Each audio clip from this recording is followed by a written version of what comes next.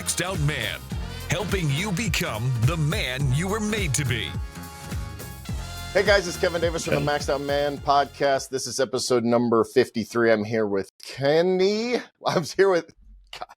Hey guys, it's Kevin Davis from the Maxed Out Man podcast. This is episode number 53. My tongue's not working quite well today, but today I'm here with Kenny Mamarella de Cruz, and I'm super excited for him. I'm going to go through some of his bio to get a little bit of background, let him fill in the gaps.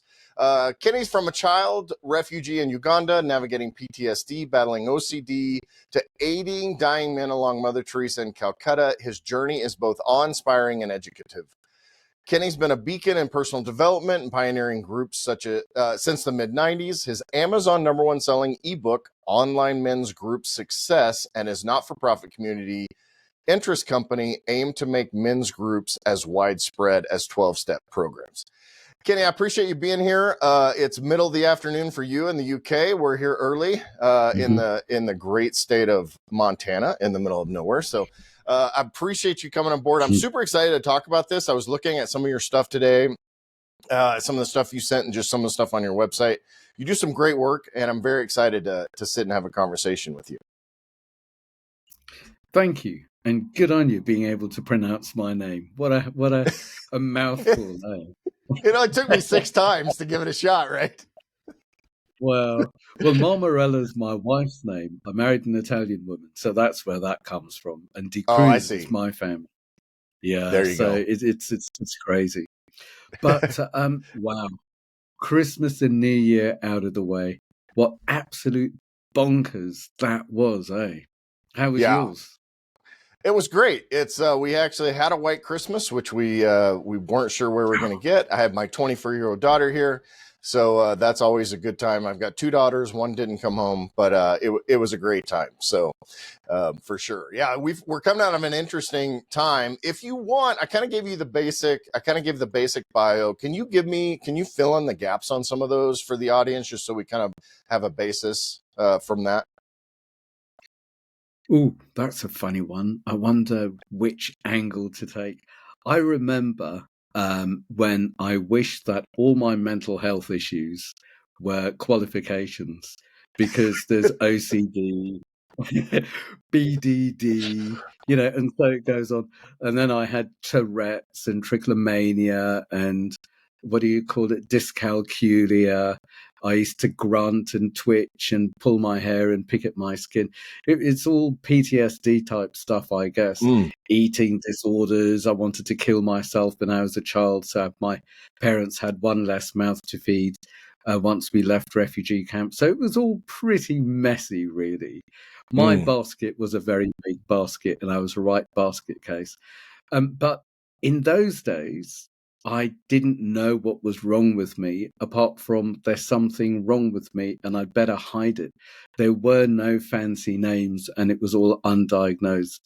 I'm 59 now, so this was in the 70s when it kicked off, quite a long time ago. And luckily, because of my embarrassment, the only thing that people could see is when I twitched or grunted or things like that. And that wasn't forever. That was for a shorter time. I would say my main addiction was overthinking and surviving, second guessing. So I would avoid emotions by thinking. I would avoid any trouble or anything bad from happening by second guessing. And I literally did not exist. So I had a big shadow that I carried around and I dare not look at. And I had no idea who I was or how I was or anything. And the object of the exercise, my purpose, was literally survival. Survival of myself and survival of my family. And I guess it was pretty much around the time I remember when my father said to me, I was 7, maybe 8, and he said, you may never see me again. You need to take care of your mother and brother. And in a way, that's when my life went on work. He was left in Uganda. We were all in hiding. We were on the death list. So he was left in Uganda and they were waiting to pick him up. Meanwhile, coincidentally, he was smuggled to Italy, where he helped to run 3 refugee camps, and he organized a hunger strike and did all sorts of heroic things, as my father did. But yeah, I was a right basket case. And my shadow did follow me around. I started holding men's groups about 23 years ago. When I came back to the UK after being away, I emigrated. I moved to Fiji. I ended up living in Sydney. I held a natural health centre there and I started holding groups there. I travelled a lot. I did 2 months work with Mother Teresa on 2 different years. One of them was over Christmas and New Year, which was pretty amazing. And I was free. I was totally free, apart from the shit that was going on in my head and all my fears and all my fantasies and my survival. So I came back to the UK, and much as I was surrounded by the men I loved the most, I felt lonely.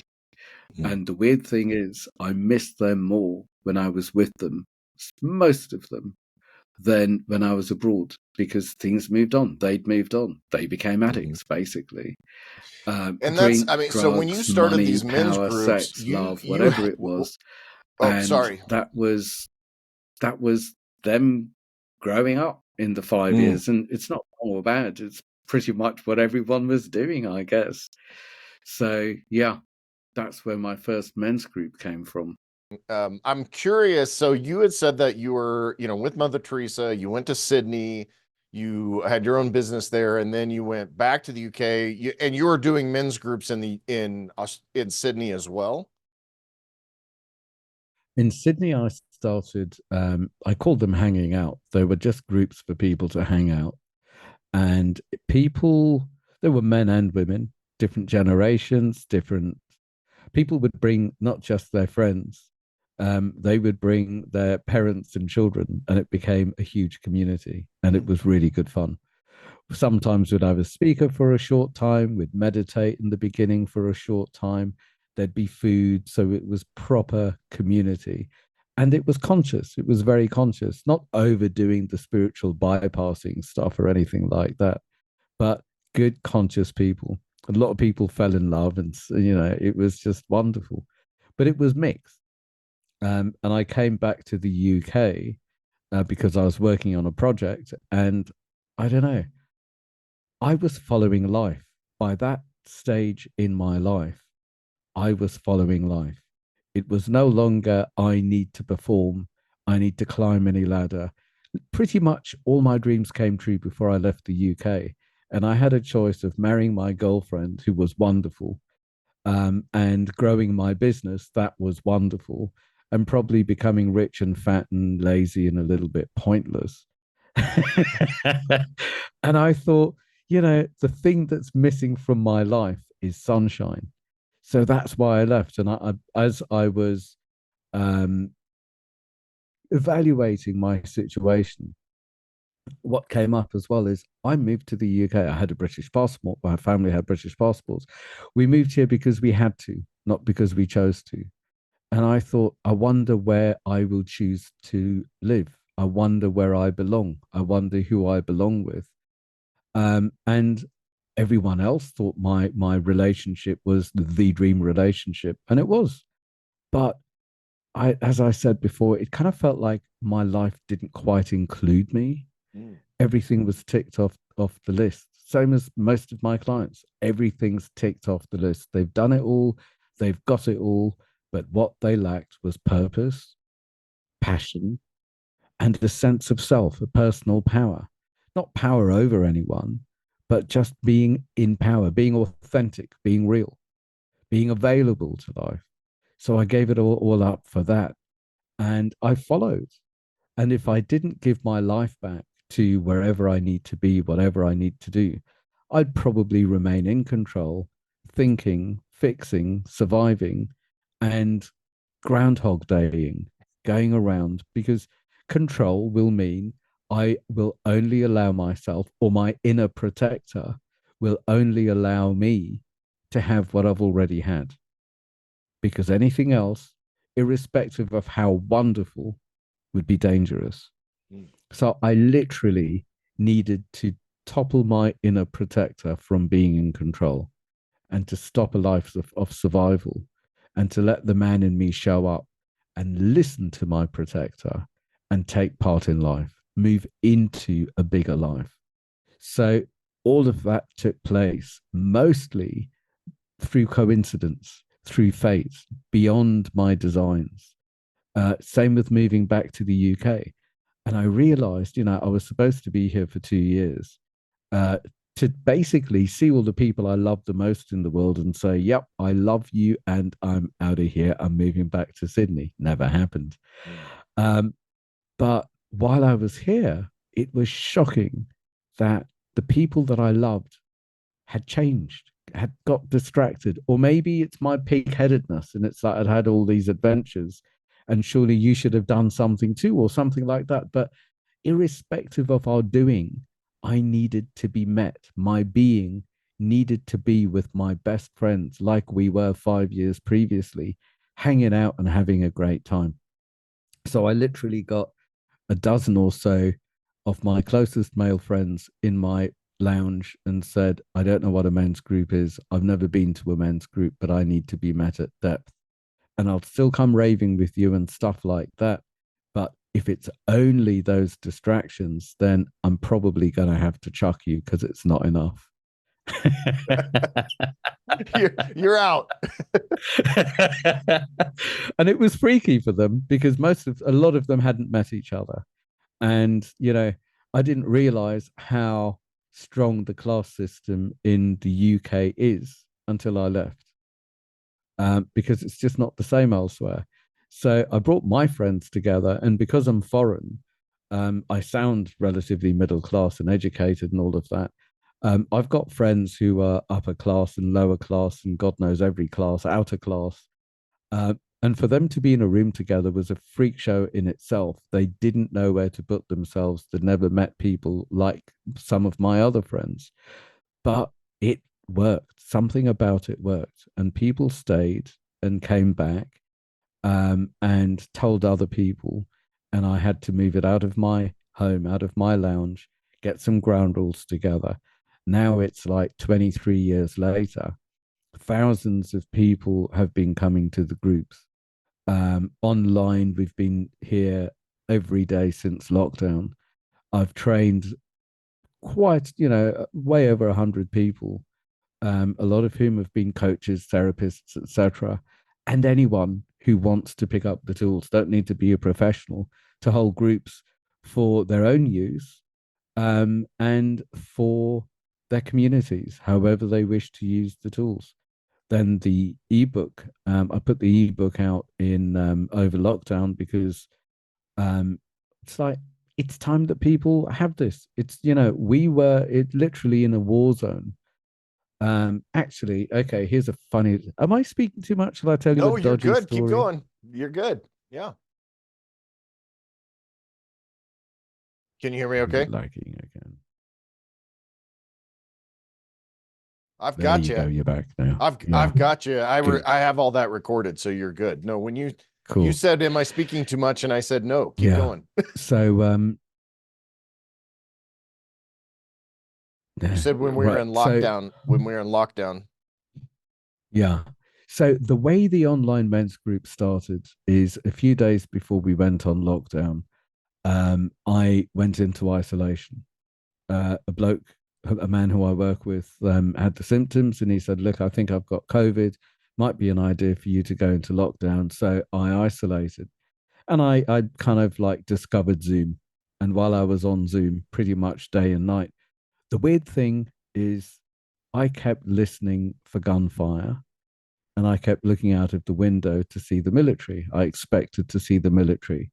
And when I didn't hear the gunfire, it felt like, oh, this is the silence between the shots. Like the silence, when the fridge stops and suddenly it's like, oh, I didn't realize the fridge was going. It was that.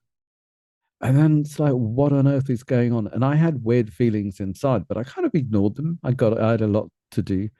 And then I realized that these weird feelings, they were flashbacks. And when I was in Africa, there was curfew. there was a lot of gunfire where we used to live near the old president, Idi Amin. And I'd flash back to when we were in hiding and we weren't safe. And that's what isolation did for me. A few days later, we went into lockdown, and I thought, well, if I flash back, a lot of other men are going to flash back, and this is dangerous. They'll be flashing back to when they went to boarding school, or whenever it is that they were isolated or restricted, or even if they're not flashing back, they're going to want to lash out because where does this energy go? This is weird. So it's because of my flashbacks that I thought we need a place to be able to speak things out rather than lash out on other people or lash in on ourselves with dodgy thoughts and feelings, drinking, drugging, whatever it is that people might do, over pawning, whatever. It's like we need to be able to speak things out. And until I launched the online groups that run every day still, which have saved a lot of lives, changed so many lives. Until I launched them, working with the dying people in Calcutta was the most useful I have been in my life. But the way that the lives have changed, just coming into groups, people come once a week, once a month, every day, it really doesn't matter. It's been amazing for us to be in a room together, in a Zoom room, and just hang out, be heard, and get real. Not carry the baggage, learn from each other's experiences, non hierarchical. No one needs to sell anything or fix anything or save anyone. But the depth that we meet each other is profound. And to be let into people's lives, the way people get to know each other, and to watch people change and grow, the way that the men show up is off the scale. This is the most useful I have ever been. That's fantastic. And I mean, I think that, so interestingly enough, where I'm at, I don't have the same reference point in terms of the lockdown thing. The closest that we got in the US, I think, is probably California, to the level of lockdowns that they did in the UK. It was just kind of, I'm in the middle of rural Montana. So we had, a couple of weeks where it was, lockdown stuff, and then basically do whatever you want. So Right. we're a Wow. little bit different that way. It's more of a Western, cowboy US mentality. And honestly, it didn't really affect anything. It was the same, mortality numbers and morbidity numbers and those kind of things. So, that's a whole other podcast. But I'm interested in the mechanics. First of all, go back to, you had said something about personal power versus strength. I think you were kind of differentiating. I thought that was interesting that you were talking about power versus kind of personal strength and differentiate between those two. Was it about being in power Yes. rather than over power over other people? Yeah. For me, when I'm in power, when I'm in my power, that's me being me. That's me being authentic. It's not overthinking. It's not showing off. It's not toning it down. It's just being real. It's being honest about who I am right now. And for me, that's simply in power.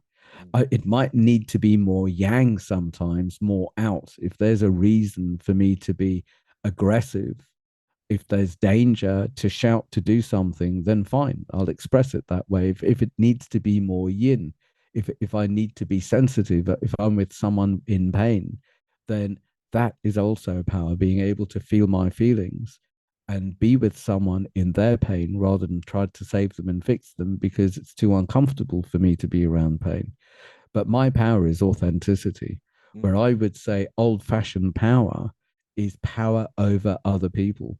In fact, I'd say the difference between a man and a boy is a man can be in power and empower others, where a boy generally needs to be somewhere up the pecking order, competing rather than being able to collaborate,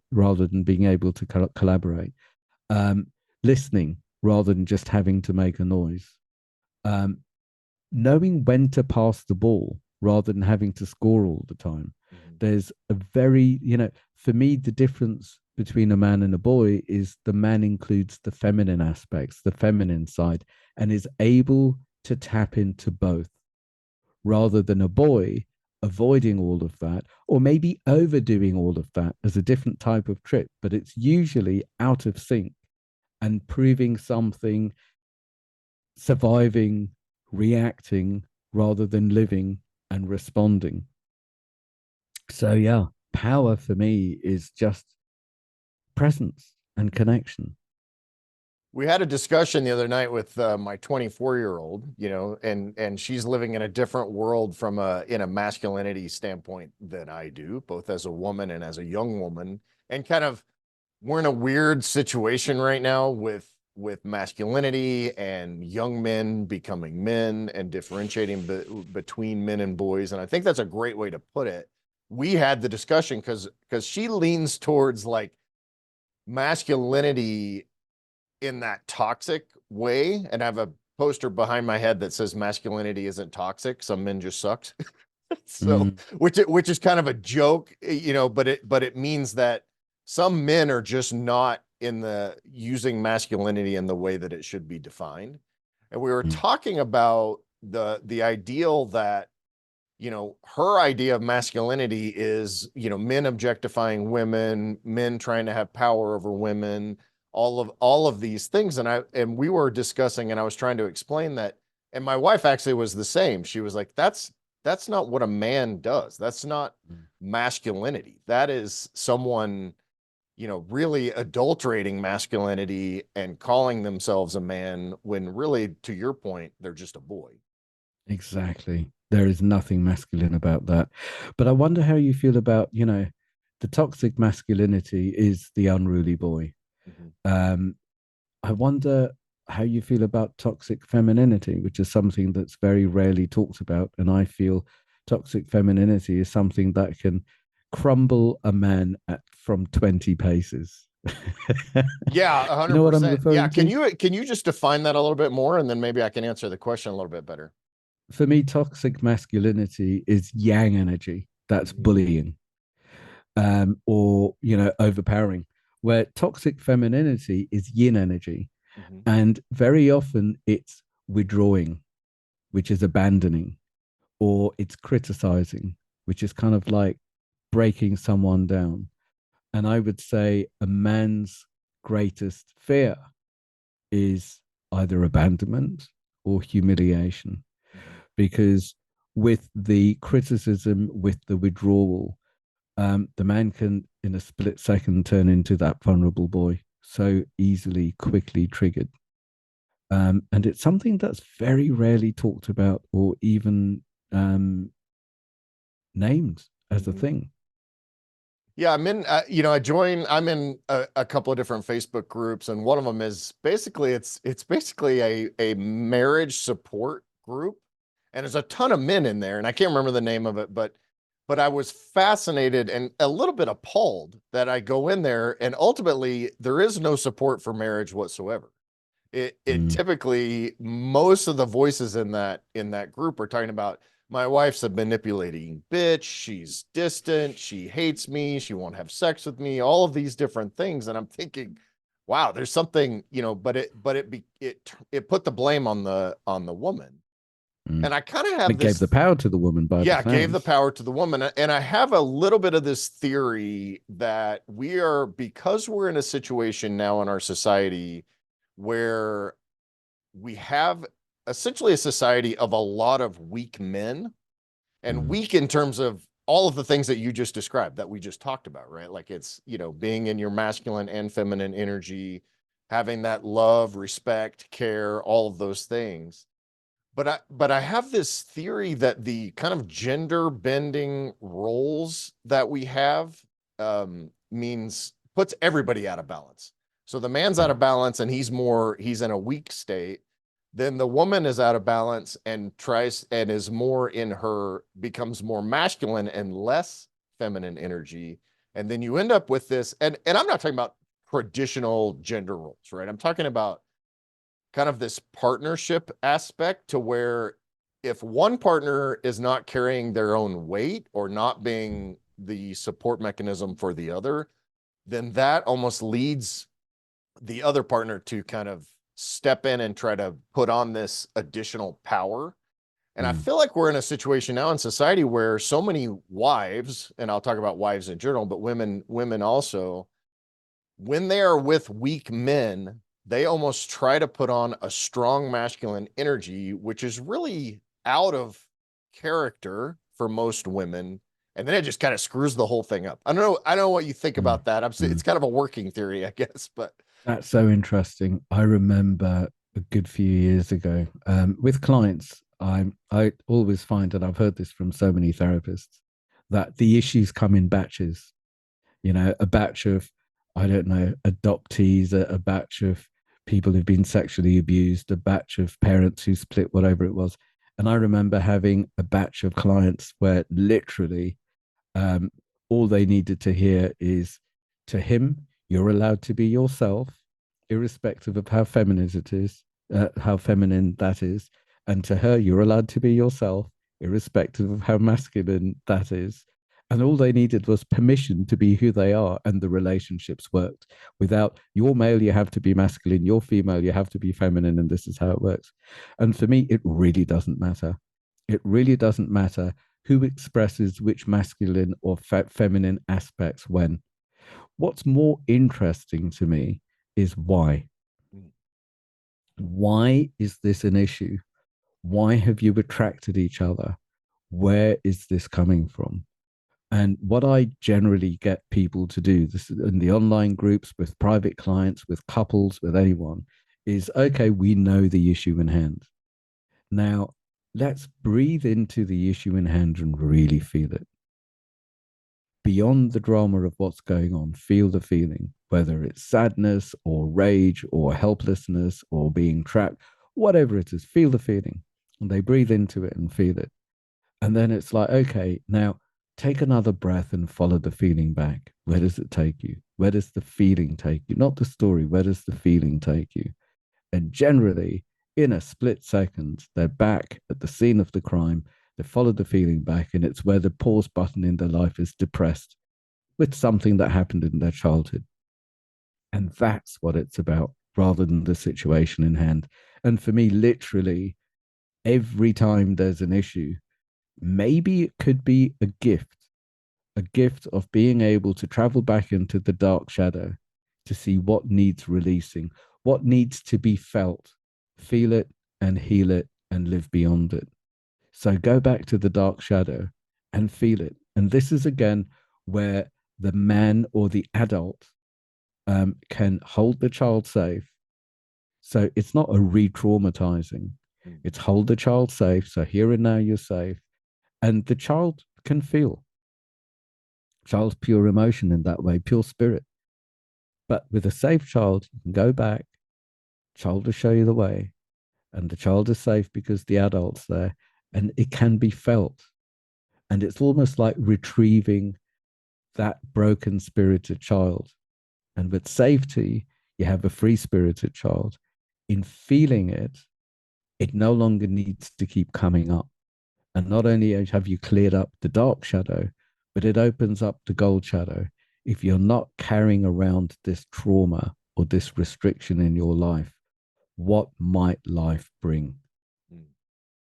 And once life has brought whatever it is, signs, temptations, opportunities, coincidences, then will the man in you notice them and choose to move into them, to respond to them? Or will the protector in you see them and react to them and shut them down? Because it might be good, but good could be dangerous. And for me, the object of the exercise is for the man in me to be present and connected, for my protector to be heard. My protector shouldn't be looking after my child. If my protector's looking after my child, then my protector and child are in survival limbo. And I've lived my life that way. That was the first half of my life, in survival, in limbo, putting on a brilliant show for everyone else, and it worked. Apart from it excluded me, and it was quite pointless. But, you know, it had success written all over it. by other people. Yeah. Where the object of the exercise is, yeah, my protector needs to be there, but not running the show. So the man in me holds the child safe. Now I have a free spirited child and I can hear my protector. If my protector is heard, my protector will not take my life over. If my protector is not heard, then there might be danger and my protector will take over. So we need to be on side working as a team. If I have a free spirited child inside of me, then the magic can really happen, because then I can literally listen to spirit, or I can listen to coincidence, or I can listen to what nature brings, or I can attract. I'd be putting out a very different frequency. This would be safe, and let's see what life's got in store. And then life can bring things for the man in me to notice and respond into. Otherwise, it's unsafe, and the protector needs to prove that it's dangerous and recreate whatever the protector knows to survive. Groundhog Day. And is that I assume there's some mechanics of this process. Like I understand the concept, but and I'm assuming it's a relatively long process, or how does that kind of manifest itself? The way that I do it is either online or in a room. The way that I do it is generally, to be frank, one session reorganizes, restructures everything. And if I'm in a room, then there are different chairs that people move into. If it's on Zoom and they can't move because they haven't got a laptop, then I'll ask them to go and knock on the door 3 times or touch the window or something and come back. And I'll literally ask to speak with different parts of them. I'll ask initially to speak with their protector.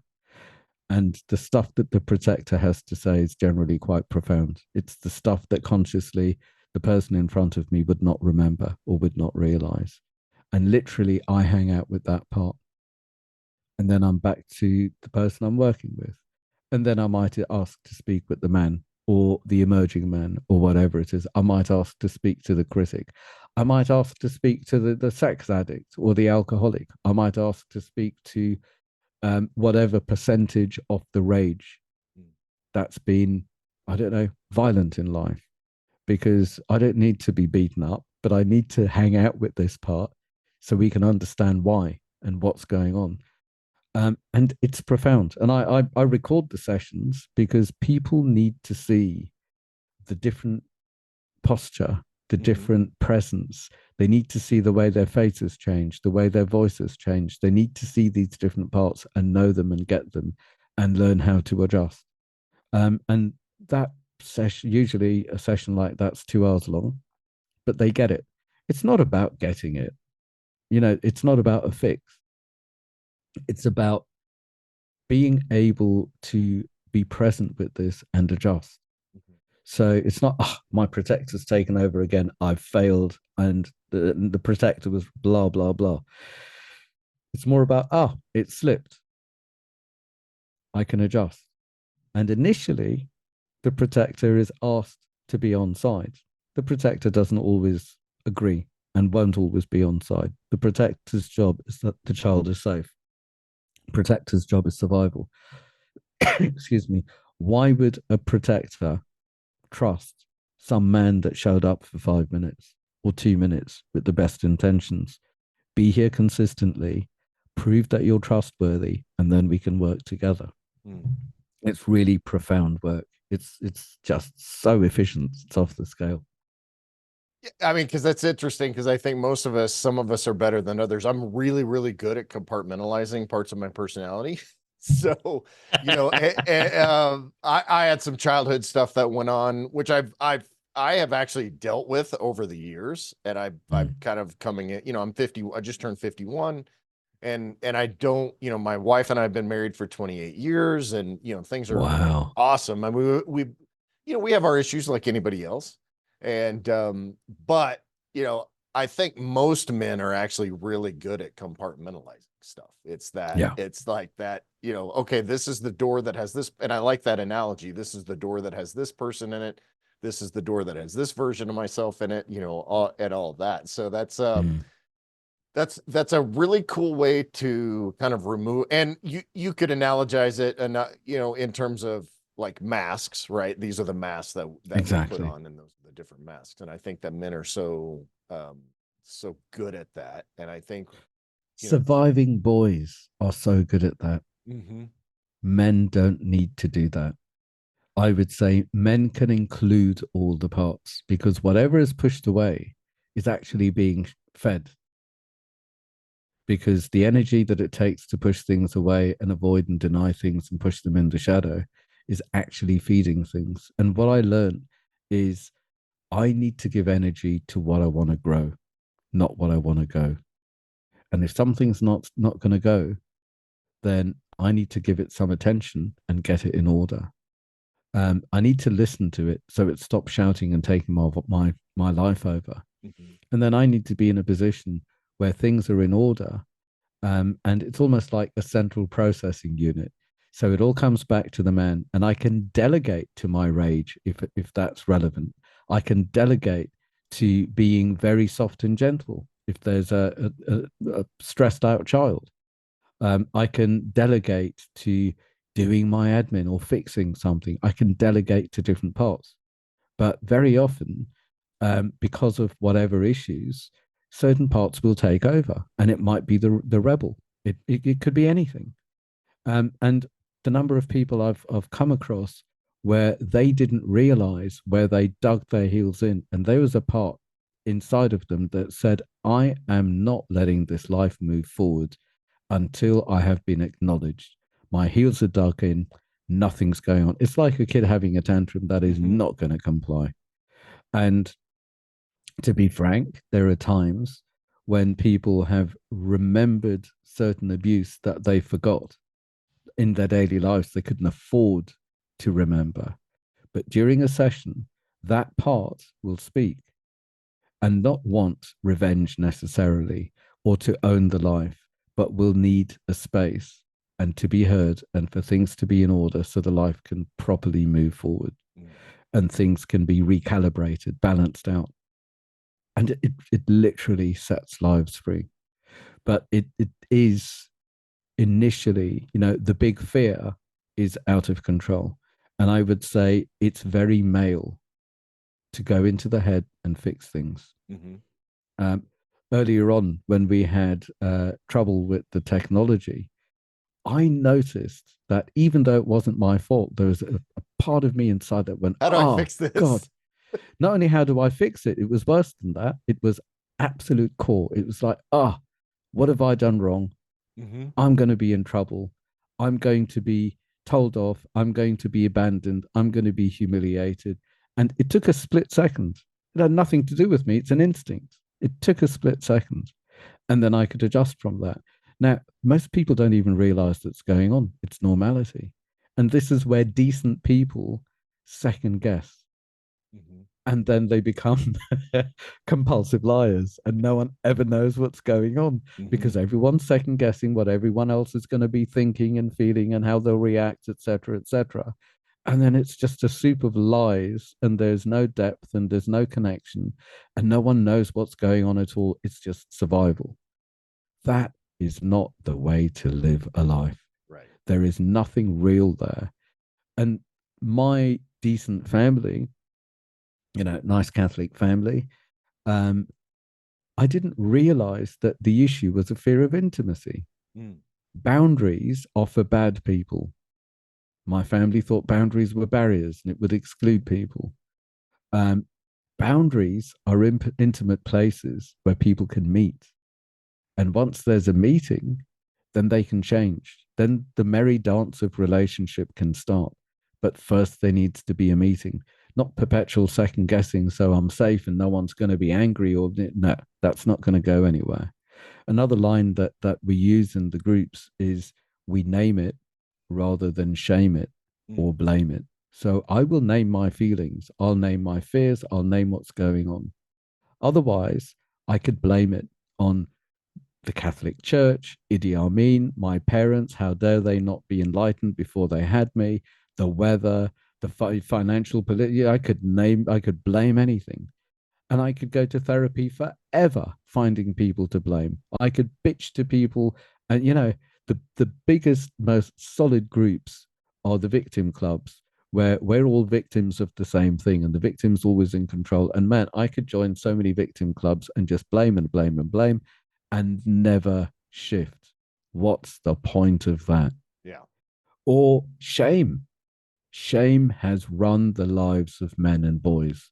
And I would say such efficient parenting, old fashioned parenting, is all about shame the boy and the boy will comply. Break the boy's spirit, humiliate the boy in front of his friends, threaten the boy. That's the way the boy will be controllable, because I can't cope with all this energy and testosterone.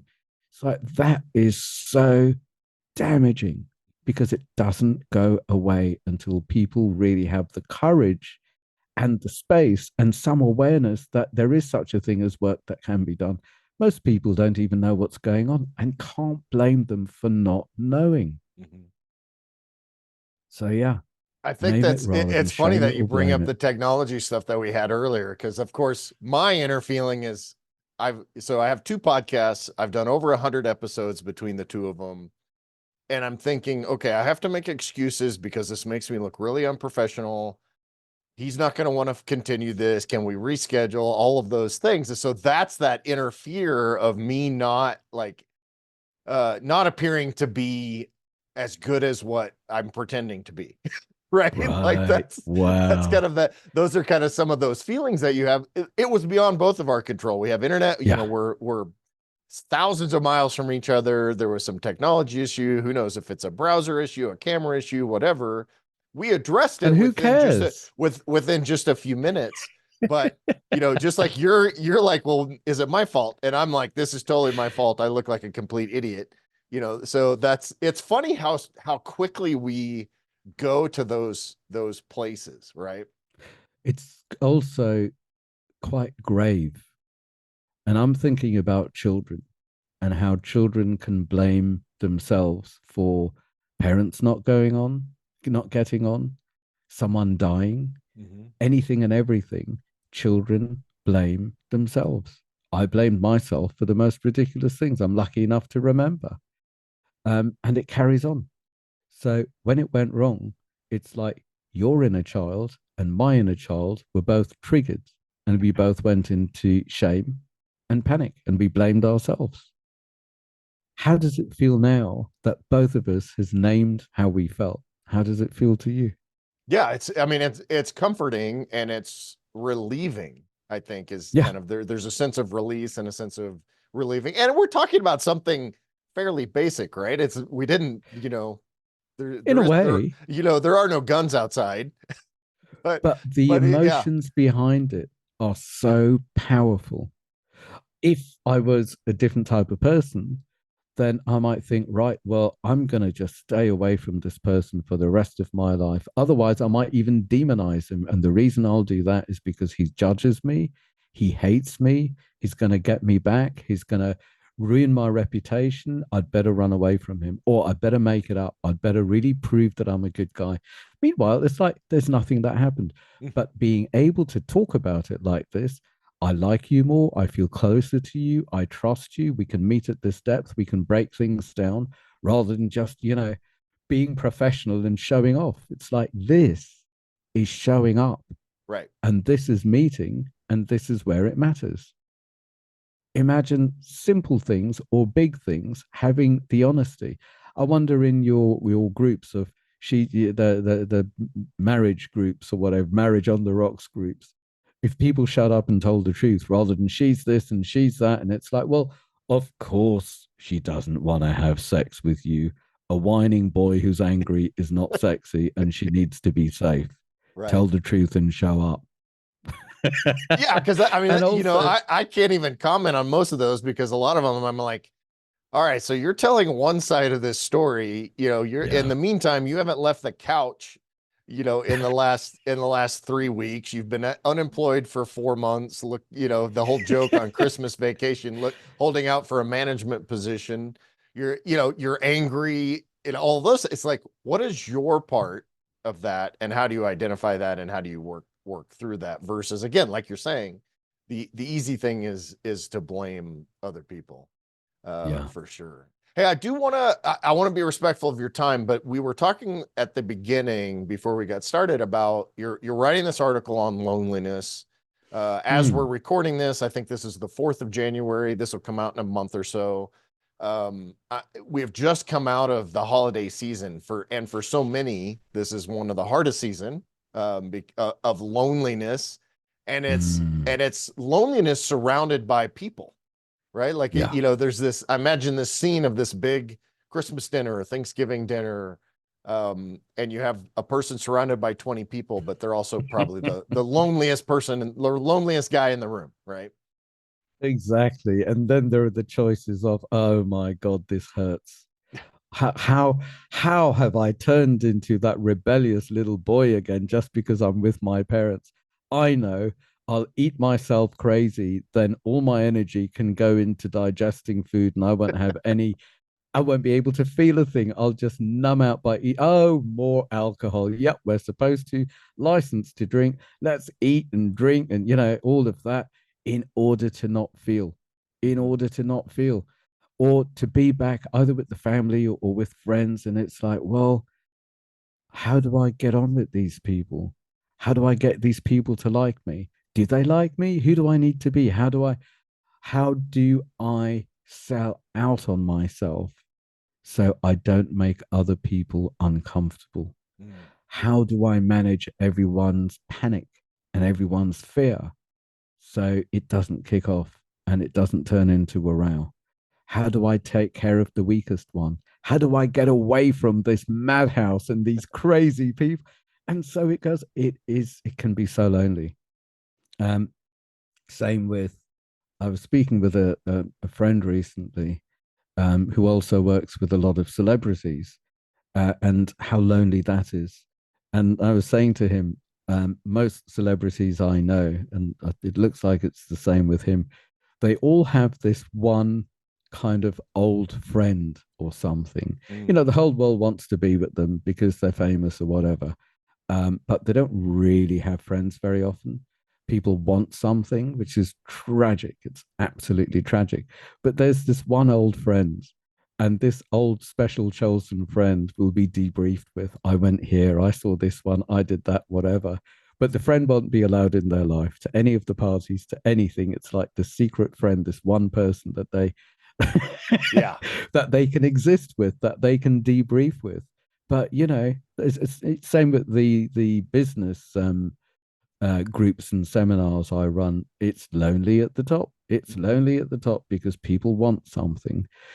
Loneliness, it's a huge, huge thing for males. Mhm. And to be frank, I feel this is one of the reasons that podcasts are so popular, because it's like, well, I'll choose the company I keep and I can switch it on and off. And I've heard this with porn as well. It's like it's too scary to go and have sex and to find a girlfriend and to get rejected. And I'm not sure if the equipment works anyway. I can just pull the plug on whatever porn I'm watching and I'm in total control. And so Mhm. much of it is control and survival.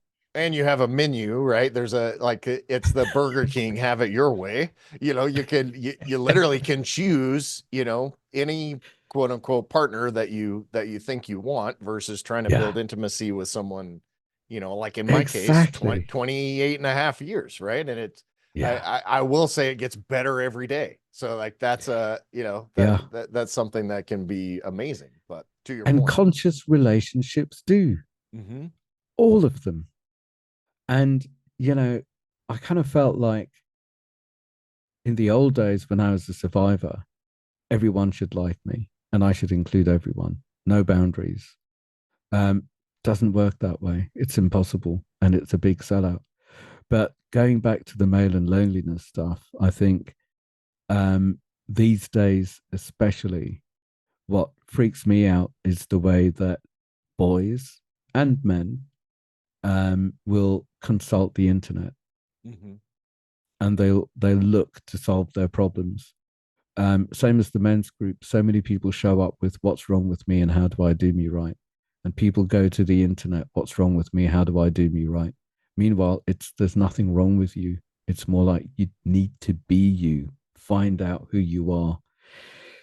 and let go of who you no longer need to be. And don't do yourself right, just be. It's about undoing. Be the leftovers. Let go of who you no longer need to be and have space to change and grow. But the way that people turn to the internet, and then they're the algorithms that keep them watching and reading and hooked on whatever it is, it doesn't really solve anything. Mm. And that's one of the most wonderful things I feel about the groups is people get to hang out with real people. And I've said to so many people, forget about your social media and your Instagram. You don't need to have the money and the muscles and the babe and the bling and whatever it is. You're good enough to hang out with now. And so many people need to show off in order to be good enough one day to hang out with, to be hung out with, to have friends. So many men go into, schools provided, and then there's uni, and that's really cool and it's fun for some. And then there's the conveyor belt of the job, and then maybe moving for the job, and then finding love, and then maybe moving nearer her family or his family or the job or whatever it is. And finally, it's like, wait a minute, what am I doing with this woman and these? This is like, who was that? Same as it ever was. What was that track? Once in a Lifetime. Yeah. Yeah. Talking Heads. Yeah. Talking Heads. Yeah. Same as it ever was. Yeah.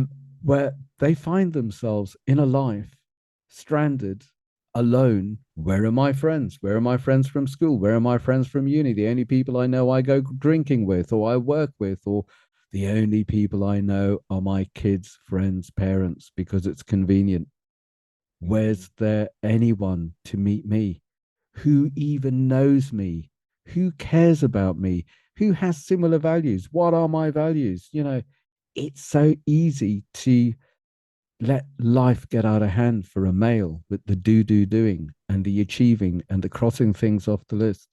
So it can be so lonely these days. And I've been so careful with my closest friends. I've never heard of this before, but with some of them, when I lived in Australia, I'd say to some of them, you better get your act together, because if I have kids, then you're going to be the people that my kids are around. And I want my kids, we're all going to be products of our environment. And if you're part of my environment, then you've got to be good. But it's true, we are going to be products of our environments, and it's our responsibility for ourselves and our kids. And for, it's like, yeah, I need a good environment here. But how many men have let life get out of hand in that way without thinking, am I connected with myself? Am I connected with anyone who knows me, who wants to bring out the best in me, who actually cares how I am, who has similar cares and concerns and values? It's rare that these things are thought about, and they are so important. And a really weird thing that I've noticed is the men who have come from social families are generally social. And the men who've come from unsocial families are generally not social. And they don't know how to be social. They find it quite difficult to not only have friends, but to have a conversation, to meet women, to take part in anything. And I would say it's really important, especially for fathers, to be how you want your kids to be. Mm-hmm. Don't tell them, be it, live it. And if it's uncomfortable or difficult, I mean, these days it's so much easier to meet people because you can find online groups. I don't know about where you live. It sounds like the Wild West. Kind of, yeah. But to take responsibility for, mind, body, spirit, and social life, it's really, really important. I interviewed a guy called Johann Hari, who's written lots of best-selling books, and he said the opposite of addiction is not sobriety. The opposite of addiction is connection. Mm. And man, I buy that. Totally true. And that doesn't mean friends for life. I would say that before I went through a big change, I was king of the victim club, and taking care of everyone and not abandoning anyone. It's the way I was brought up, to take care of the women and be responsible for their emotions, etc. So that was the programming that I had in my early years, that I needed to undo as an addiction, Mhm. but include as part of me. So my thing was, well, I can't move on unless we all move on, because I'm not going to abandon you. I'm not that kind of a guy. I'm a good guy. I didn't realize that was a kind of love addiction, and that was a kind of like victim club mentality. And I realized that the biggest gift that I could give my friends was to move on, not abandon them, not have a drama, but to move on. And for anyone else that wants to move on into a more conscious, passionate life, yeah, I'm there. But if I need to be in pain in order to be part of this, or a victim of something, or have similar issues, then I can't do it anymore. I need to live. And I would rather you lived as well. Yeah, because I don't think that it's, and even if there isn't like some serious pain involved in the relationship, I think it's important for people to realize that I believe that over time we have groups of friends and relationships and things that are for a time. You have relationships that will last, from, we have friends that I've had since I was in college or high school or whatever, but I also have friends throughout my life that I'm like, oh, well, this was, I had Mike in my life for this 18 months and we did these Mm. things and it was a great time, but I haven't talked to Mike in 12 years. It's and that's okay. Like he weren't moved on with his life and I moved on with mine and we're in different places and all of that. So I think it's important to also realize that it's, moving on can look different in different ways. Yeah. Yeah. And it can be the most loving thing to do. Mm-hmm. I love you enough to set you free. I love me enough to set me free. Mm-hmm. It doesn't mean that anyone has to do anything wrong or bad, or we have to have a drama, but it's just like different paces, different times. Mm-hmm. And I've moved back to my hometown that I moved to from refugee camp with my family. 40 years later, I've had Wow. 40 years in the wilderness. I never imagined in a million years I'd move back here. And it's ridiculous to see old friends from school, from primary school, from secondary school, from church, whatever. And they are wonderful people.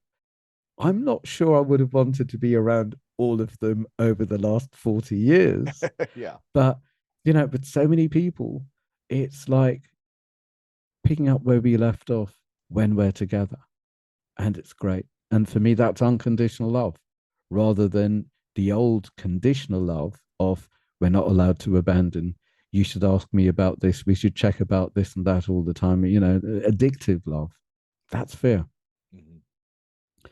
But yeah, boundaries are such intimate things and so important to be able to meet people rather than second guess and just have a frenzy in the head. Yeah.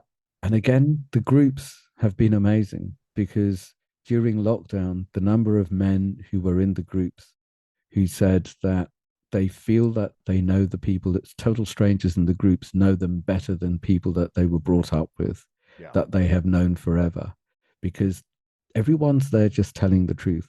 And the number of people who didn't go back to being alcoholic because that was their only social circle and it's all they had. It's like, I can't do that anymore. Mm-hmm. So many people who need to let go of their uni friends because they were just alcoholic students and they didn't know how to be together without it. But it is like growing into who we are. And these days, it's so easy to Mm-hmm. retrace people on social media or whatever when the time is right.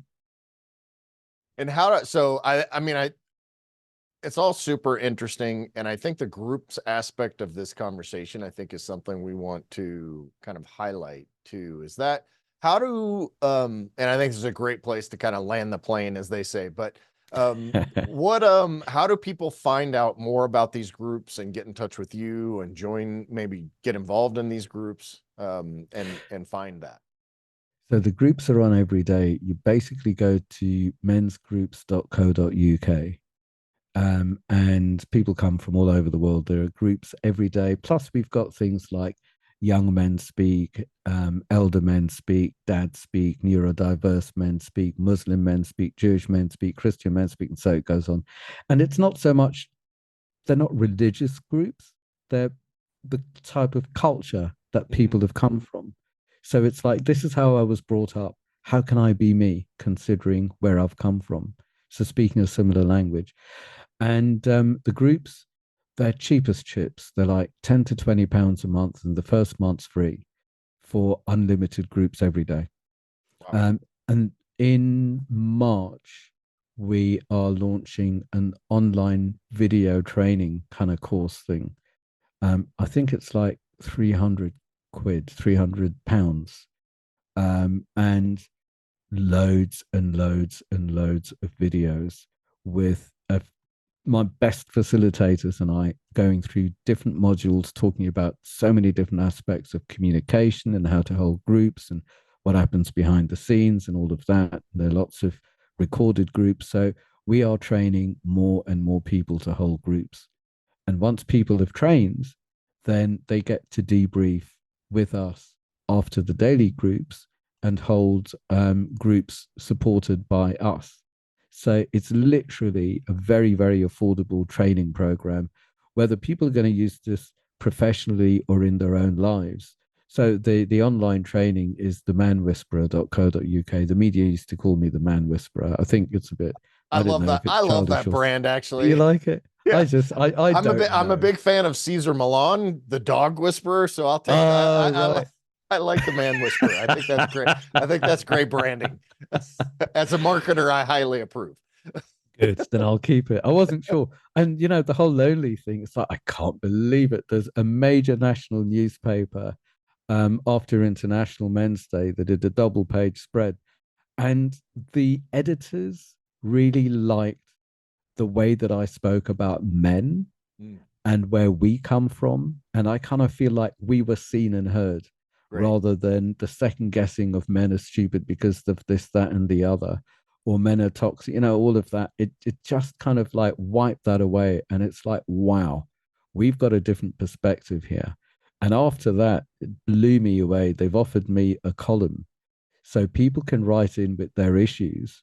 And there's an honest perspective that includes a male perspective. It includes testosterone. It includes where we've come from. It includes the unspeakable.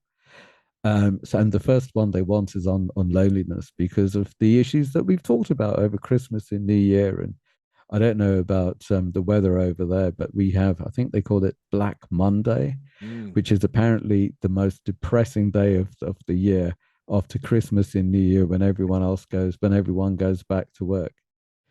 But yeah, such a big issue. That's amazing. I'm looking forward to reading that article. I'll put the links in the show notes, and maybe we'll have to have you back to talk more about the articles as you get several, get some of those going. And I've really enjoyed talking to you, and I'll have to check out the men's groups myself. So thank you so much for taking the time. My pleasure. It's been really easy and fun to hang out with you. Awesome. And thank God for the tech issues. We wouldn't have gone there with that. That's right. And we're each not to blame, and we're still good enough to go on the rest of our day, right? Cool. If you're looking to really maximize your life and become the man you were made to be, head over to maxedoutman.com and get your journey started today.